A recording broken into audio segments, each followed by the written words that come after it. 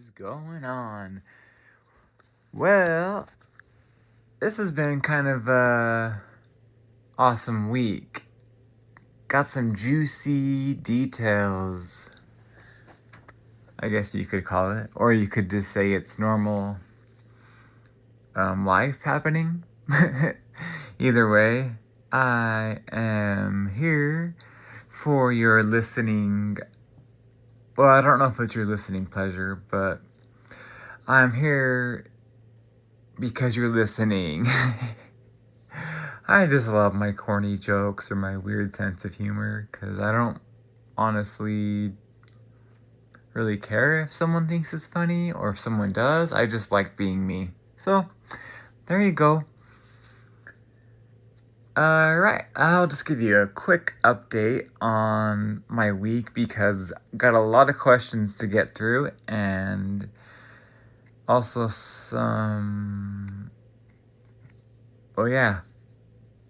also a little bit about my week. There's just a few things. So I interviewed for a job on Sunday. Yes, it was on a Sunday because they were wanting to hire immediately, and it was on Saturday evening-ish, and my cousin Ryan, he said that one of his friends had posted on Facebook that he was hiring, and I had heard of this restaurant in the past, and I think I knew of, or we had mutual friends, but the owner, like my cousin said, he had a post on his Facebook that said he was hiring, and it was for a server position. Well, you would think with all my restaurant experience that would be something I've done before, but it's actually not. So anyway, I decided to apply because it seemed like he wanted to fill the position like real quick, and the other two jobs that I had lined up are like, I don't know, dragging their feet or they don't want me or whatever. So I just applied for it and had an interview the next day. So Sunday I interviewed with the manager and it seemed like it really went well. I just explained to him that I have another job lined up because I was thinking if I get this job, I should just get rid of one of the other Burger King locations. So I felt like it really went well, and the next day he called me and said that I got the job. So that was really awesome because I had a lot of good feelings in that interview, and just because I kind of know mutual friends of the owner, and it's kind of like a really not like a mom and pop shop, but it's just more of like he built this restaurant and he made the menu, and it's just like a diner, but it's also just a place where you can come and have a drink, like a beer or whatever, and just come and hang out with your friends. So just the vibe of the restaurant and how cool the manager was, and then the owner was a mutual friend. And so yeah, I was really excited to get the job, and I started the next day. Yeah, so interview Sunday, first day is on Tuesday. That is pretty cool because I wasn't able to, well, I still haven't started the other two Burger King jobs. Like one, they said they're waiting for the background check to come back, and the other one, I'm not sure what's going on. She's telling me, yeah, you're going to come in for training, and then I tell her when I can, and then she just ghosts me. So anyway, so yeah, I got a job as a server, And it's my first job, or first time being a server, and first time having to deal with the whole tip situation. As you know, as a server, usually you're only paid minimum wage for a server, which is $2.50, meaning $2.50. And that's basically almost nothing. Almost. So you mostly rely on tips. So the main goal of the shift is to give the best service possible so that your patrons are happy and they leave you a tip of at least 20%. I mean, that's pretty much the standard, is 20%. But obviously, we as servers, well, maybe especially me, is more accepting of a higher percentage. But that's beside the point. But either way, I don't go into taking someone's order and taking the table and then just serving them through their meal. I don't really think about the tip, honestly. I really don't. I just pretty much treat every table the same, give the same service, do my best to be on top of things, smile, be courteous, be kind. Just, I'm the same with everybody, and if they want to give me a 20% tip, awesome. If they want to give me a little more, amazing. If they want to give me less, well, that's just how it is. So yeah, I'm learning that, just dealing with the whole tip situation and perhaps taking a little money home each day and then getting paid at the end of the week, just whatever the hourly wages plus the other tips like on the credit card. So the credit card tips, they're obviously done on the register as where you add it on a sliding scale. So I don't get that money the day of, but cash tips I do, but I have to claim a certain amount to make sure that I actually make minimum wages, which is $7.50, I believe, somewhere around there. Can't remember for sure, never looked it up. Don't remember what it was when I got locked up. Don't remember when the wage changed, so there you go. So yeah, I'm a server at No Frills Diner on 25th. If you would like to come in, it's an amazing little restaurant on historical 25th Street. And just come in and experience our restaurant. And if I'm there, well, perhaps I can wait on you. And yeah, so I have that. I've done 3 days of that. I just told them I want to work whenever. Weekdays, we're up until 4 p.m. Not quite up until dinner on those days yet, perhaps in the future. On Friday and Saturday, we're up until 6, and then on Sunday, we open earlier, so we open at 8, and I believe till 2, not quite sure, still getting new, or I should say still new and getting used to the menu. And I think that's the biggest thing, is I'm just getting used to the menu. So when someone says, well, what's this? Or what's in this? Or what's this certain ingredient? Or what does this come with? Or how does this taste? Or what do you recommend? I'm still learning that, and I haven't eaten anything. Actually, I haven't eaten anything from there yet, so I can't really say, oh yeah, this is something I prefer, or I like this. So, and I'm just upfront and honest with the customers. I just say that I'm new and I really haven't experienced it, but I know that it looks very good and people recommend it or like it, so I'm just honest and upfront at all times. So the other update I have is, well, you guys know I went to prison for 5.5 years, and the parole board granted me parole, and I'm still currently on parole. And one of the number one questions I always get is, how long are you on parole for? And my answer is, I don't know. I did not know. I had no idea. I didn't really want to ask.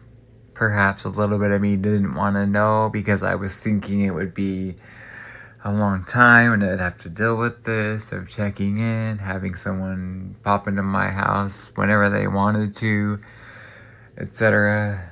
So, anyway, to start off, I met with my PO on Tuesday. So legit, this was right after my first day.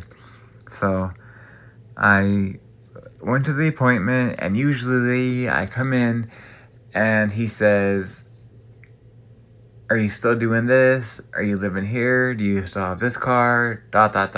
He just goes down like a checklist. Check, check, check. Is there anything new to report? And usually it has been no lately, but this time I said, yes, I have a new job. I have new employment. And I gave him that information, and he was like, all right, got that.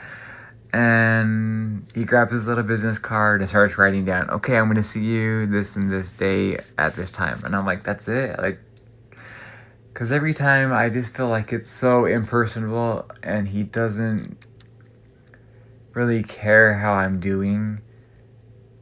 I mean, as far as why I went to prison, what the board recommended me to do, and things like that.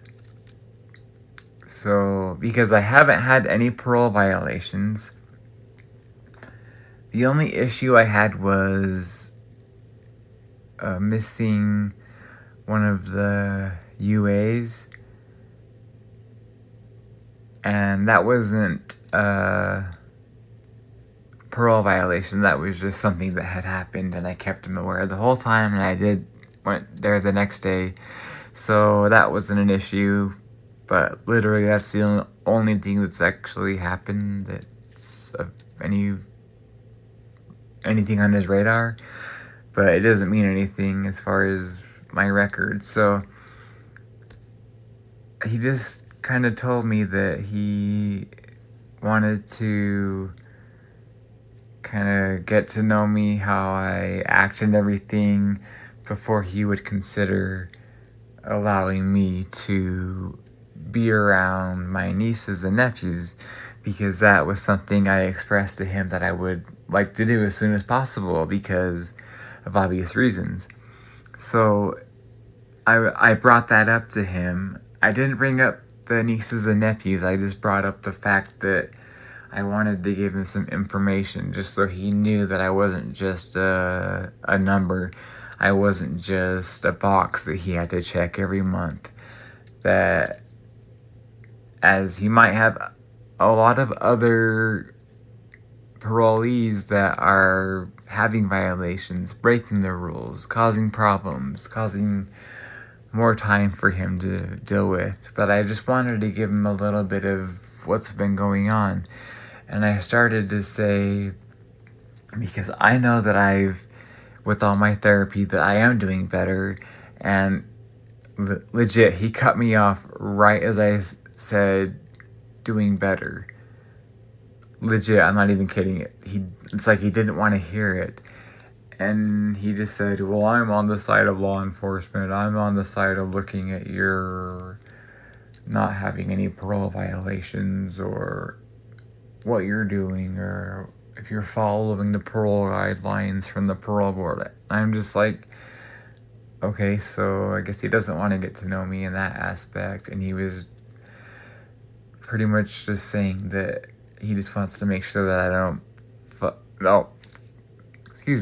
that I don't mess up. So yeah, and then I just figured, what the heck, I'm just gonna ask him. So I was kind of wondering if I could have a timeline of when I could possibly be off parole, because I just really don't know anything right now. as officially I was sentenced to 1 to 15 years. So technically, if they wanted to, they could keep me on parole until I hit that 15-year mark. So I could potentially be on parole till 2034. And I'm thinking like, that would be like horrible to be on parole for 9 more years. Like, just no. So I wanted to just get at least like a guideline or an estimate of when I would be taken off parole, because obviously that's another goal of mine, is to get off parole so that I have more freedoms, because obviously who wants to be on parole? So he said, like, he went into the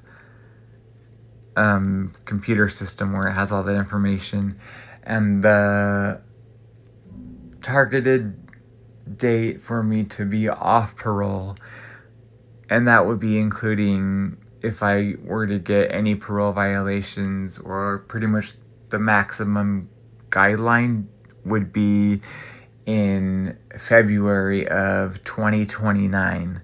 So I'm thinking, oh boy, that's gonna be like another 3 years, or 3.5 years, because it's barely gonna be 26. So, and then he said, well, on the other hand, the minimum guideline of if you don't have any parole violations and you pretty much have a spotless record is I can submit the paperwork to take you off parole in February of 2027.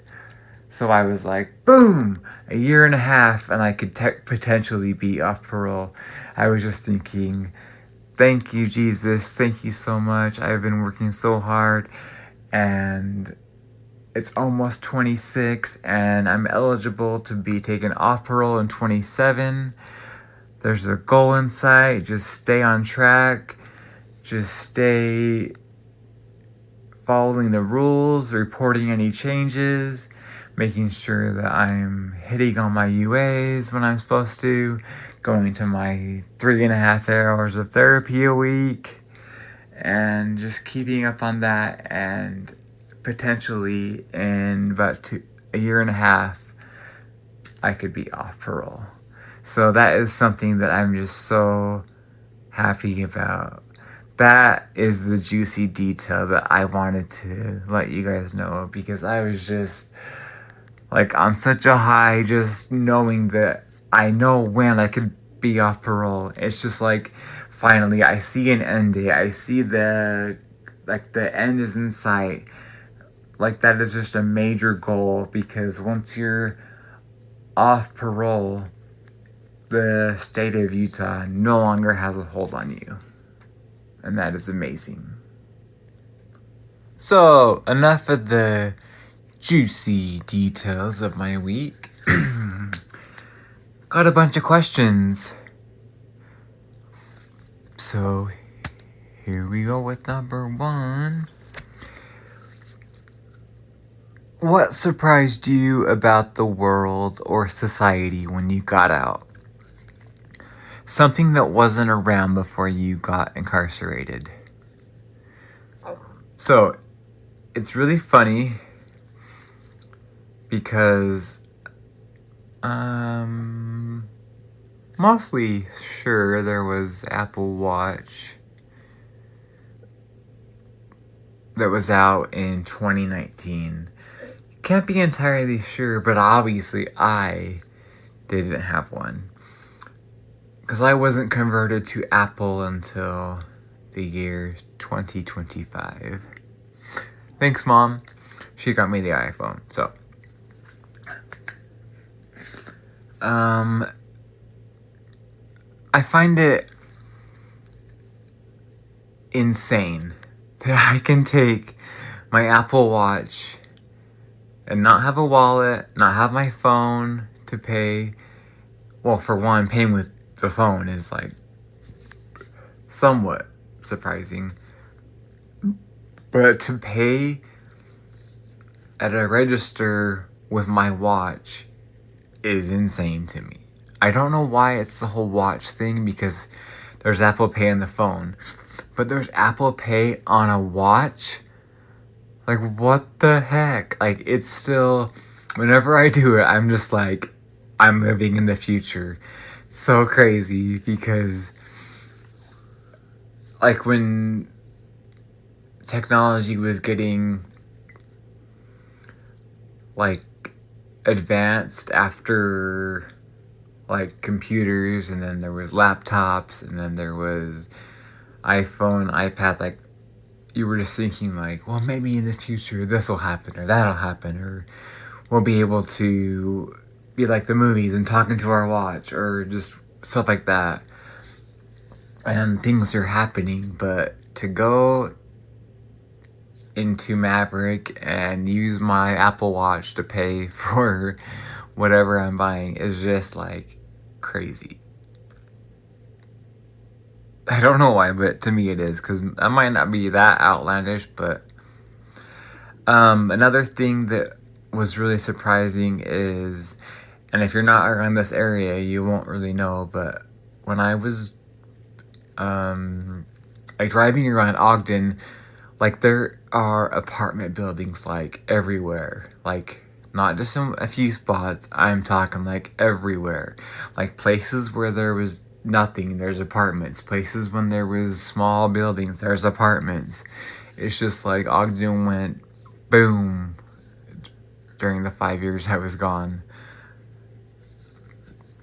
Trying to think what else really surprised me. I know that, so when I went to my interview for No Frills Diner, so I'm going down on 12th Street. It's near kind of by Winco and just down the street, and so I'm like, and then I pass where I thought it was, and I'm like, well, maybe it's further down, because I've been out, or I've been locked up for a little bit. I just kind of maybe forgot, and I'm like driving, and I'm like, where is it?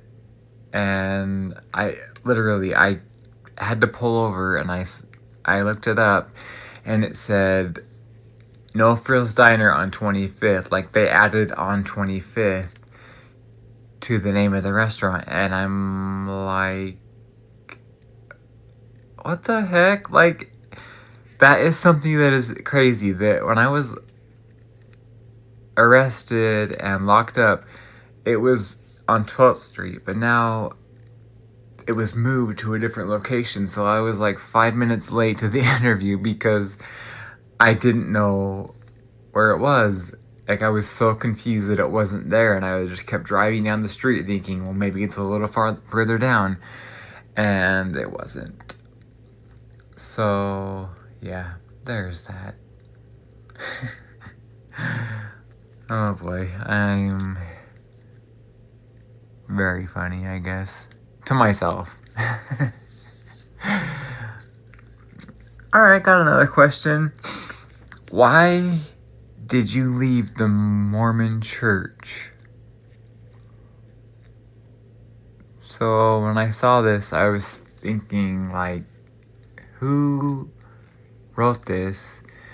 Because they really don't know me. Like, I'm not, like, offended or trying to be rude, but this person doesn't know me because, and I guess a lot of people might not know how long I had left the Mormon Church. So when I explained earlier in a previous episode that I was in seminary, and this was during my sophomore year, where they started talking about homosexuality, and I was so uncomfortable and so, like, I don't know what the word is. I was, like, shocked, humiliated, etc., because I knew that's who I was. I knew that's something that was just a part of me, and They were just telling me, no, it's wrong. No, you can't do this. No, no, no, no, no. And it like just messed me up. Anyway, that's that's actually most of it, to be honest. So, I don't know how to explain certain things as to how I fell in love with a woman and had children with her, but I knew I was gay because at 16 I came out that I was gay, and all of a sudden she's pregnant, and for that reason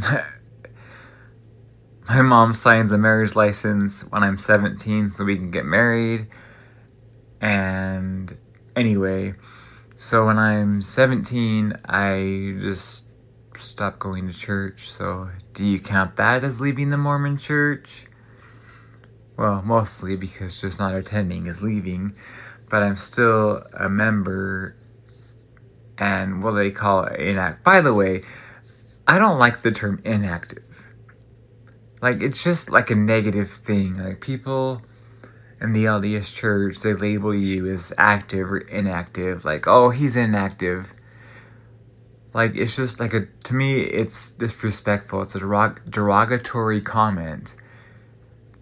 Or like, oh, he's an active member of the LDS Church. Like, it's this prestigious thing that makes them so much better. And that really does not make me feel good that they do that. Because technically, I was still on the records of the LDS Church, but I wasn't attending church, so by their standards, by their wording, I was an inactive member, which that honestly hurts if you think about it. Well, to me it did. Anyway, turn 18, I become an adult, think about removing my name from the records of the church, don't really care, just keep moving on. Didn't have my children blessed, didn't really agree with that. Got to where my children had reached the age of 8, didn't think that was an appropriate age for someone to consent to being baptized.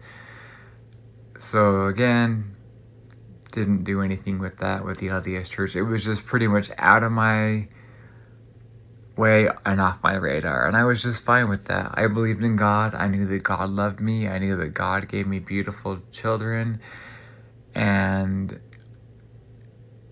for a while I was just content with that. In 2005, though, my son Caleb was stillborn, and during that time, though, I cursed God. I hated God. I was so angry that he gave me a son but took him away, and I watched him suffocate and die.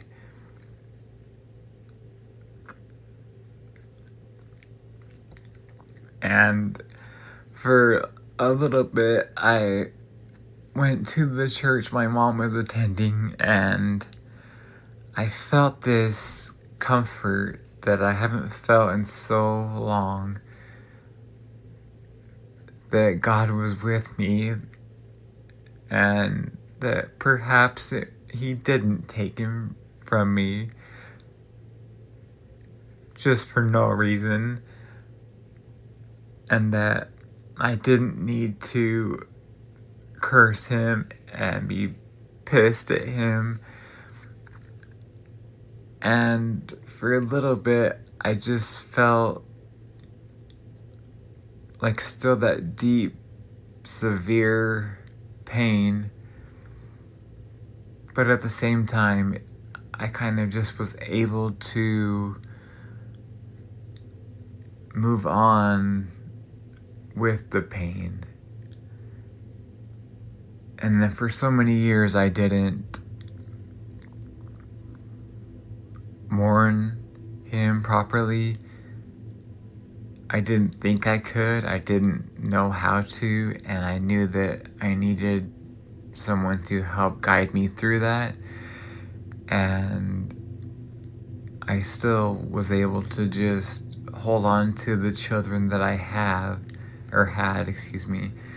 and use my little family to help me get by. And it always felt like I was just getting by. And I know I got off on a little tangent, but I'm not quite sure what encouraged me or what gave me the idea to, but around the year 2011, I wrote the LDS Church asking them to remove my name from their records. So I was no longer an inactive member. I was just a ex-member? Is that a term? I'm not sure. But anyway, I was no longer a part of the LDS Church officially. And that was okay because I never went to church for I don't even know how many years. I guess that was 8 years after stopping going to church. So that's when I left the LDS Church, and that's why, because I didn't feel like I belonged because of my sexuality, and I didn't understand why I couldn't drink coffee, but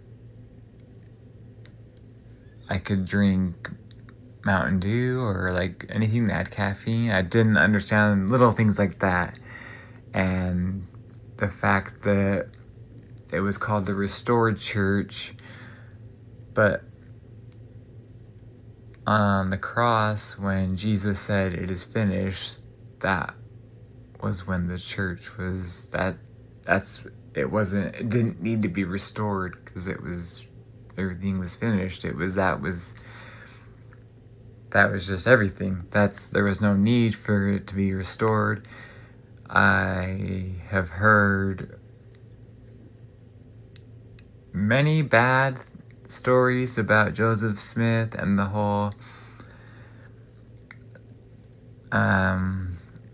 anyway, I won't get into that part, but I just don't believe in most of the LDS teachings. However, I do love that they do a lot of humanitarian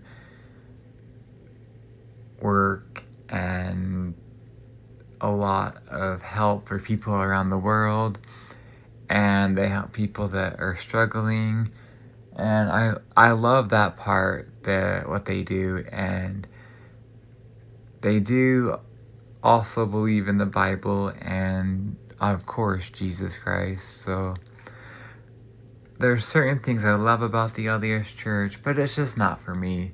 My church is non-denominational, and I love it because it's just simple. I can go there, praise Jesus, listen to a pastor or one of our pastors speak about the word, and I can leave feeling better, re-energized for the week, and if my schedule allows, attend Bible study on Wednesday. And I still am doing my own Bible study that I began while I was locked up. And the lesson I just finished, I noticed it was, I can't remember what number it was, but I looked back to my old records and I began my Bible study with Crossroads. That's the organization that does the Bible study, and they send the lessons through the mail to people that are incarcerated so they can learn of the word and learn about the Bible and its teachings. And they do also, I don't know if they so much encourage, but it's available to do when you're out of prison. So I've been doing it for exactly 4 years now, And I'm thinking, wow, that is a long time. And through their whole entire course material, or I'm not quite sure what you call it, their whole curriculum, I think I'm about halfway finished. So I'm thinking, okay, I got 4 years more to go. But because it's all through correspondence in the mail, so I send it out and then they receive it, and then my mentor goes through it, writes a letter, sends it back to me, and then they send me a new lesson for the week. And then so it's kind of like just a circle that goes back and forth. But we do get it finished. I get a letter of encouragement from a mentor, and it's all volunteer based, so I really love it and enjoy it. So despite leaving the Mormon Church, I am very active with listening to the teachings of the Bible through sermons and through my own personal study. And I'm happy. I know that Jesus is my Savior, and I know that because of his sacrifice, I was forgiven for what happened with my children and for abusing my oldest daughter. So that's an answer to that question. I know that it was a long answer, but there you go. I'll try to get through these next questions a little bit quicker. Why were you homeless? Well, actually, this is a really quick, easy answer. I was homeless because I was poor. And essentially, I just stopped paying rent, or we just stopped paying rent. So we were around $4,000 in back rent that we owed. It could be $3,000 to $4,000. I can't remember. And I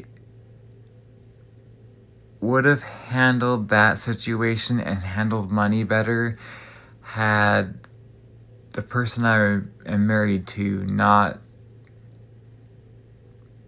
been in charge of any finances or been able to touch any of the finances, because I would have paid rent for a place to stay as opposed to paying for a car repair just so I could get around town. So I got a money order one time for our rent. I think it was like 800 and some odd, I can't remember. Anyway, so that was for the rent, and we had it, and our car for some reason broke down and needed a repair that was, guess what, around 800 or something.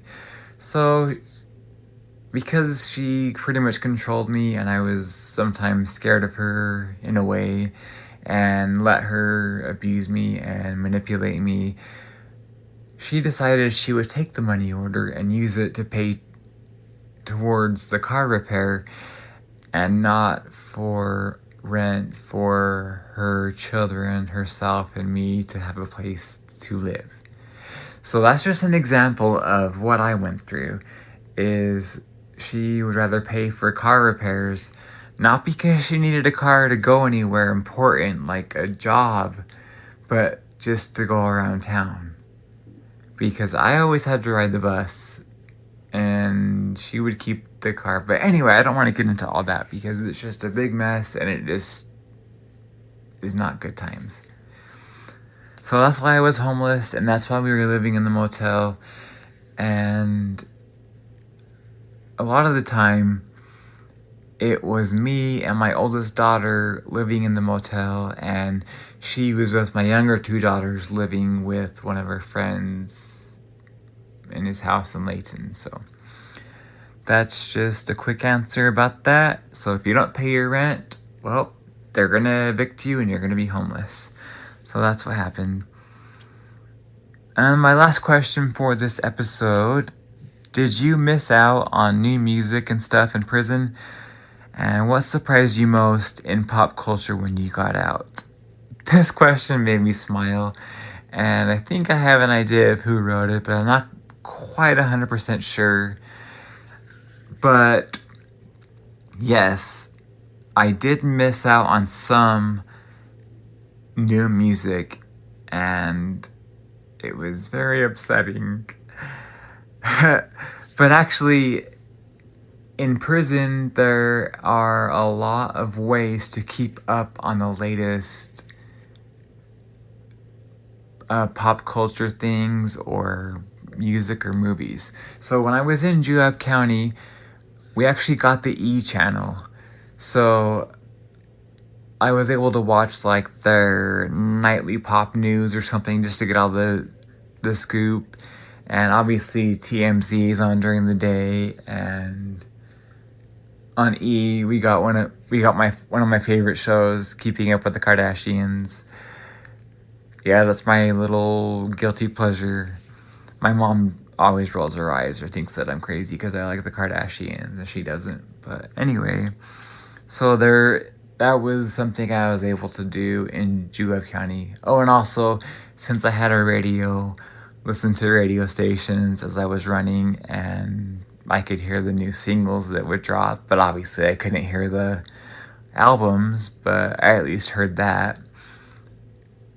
And I'm trying to think, that was the extent of the keeping up on pop culture and music and movies things in Juab County.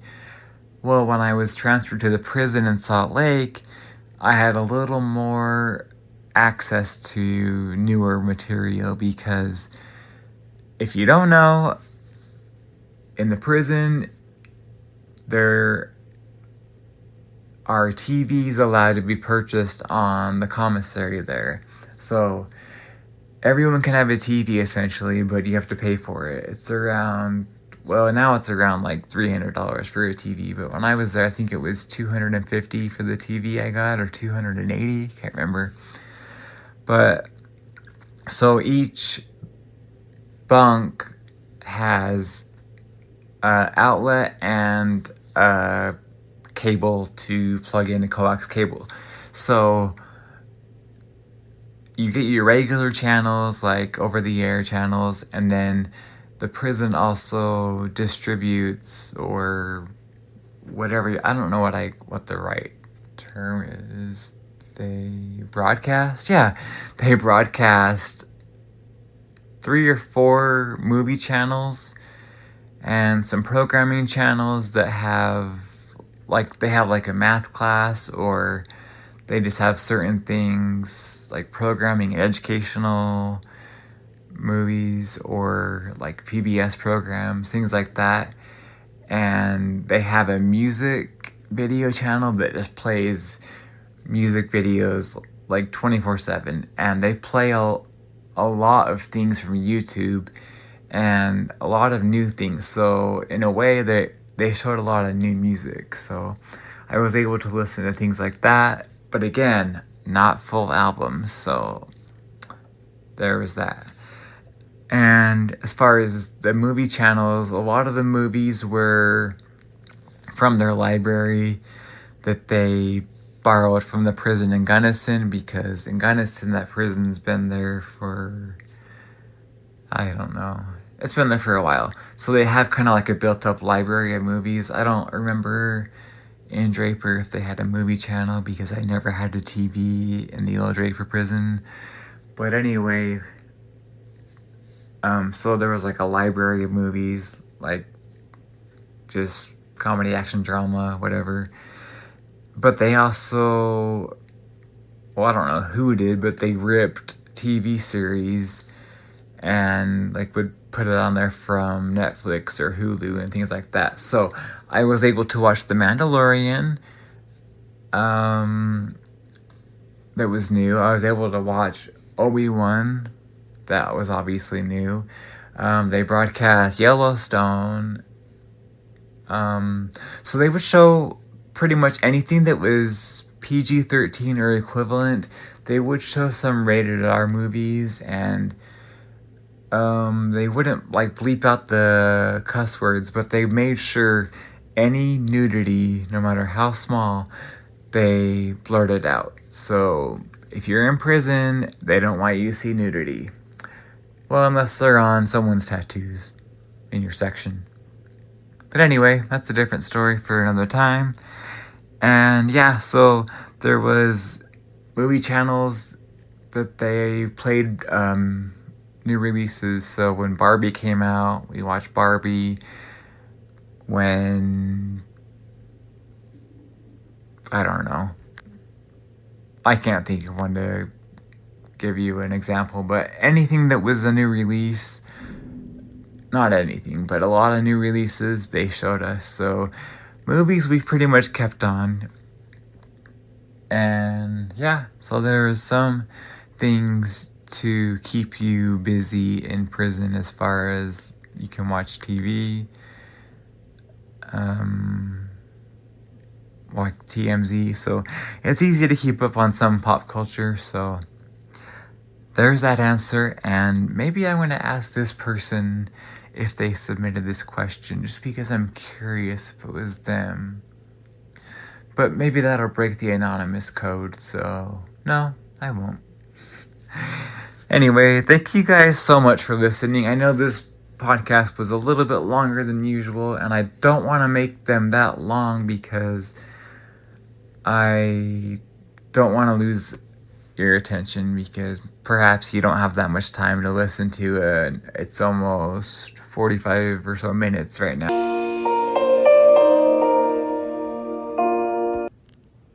So, thank you for listening, and I really do appreciate your guys' love and support. It really means a lot. And check out the description to submit an anonymous question for me to answer here on the podcast, and as well as emailing me any feedback you'd like.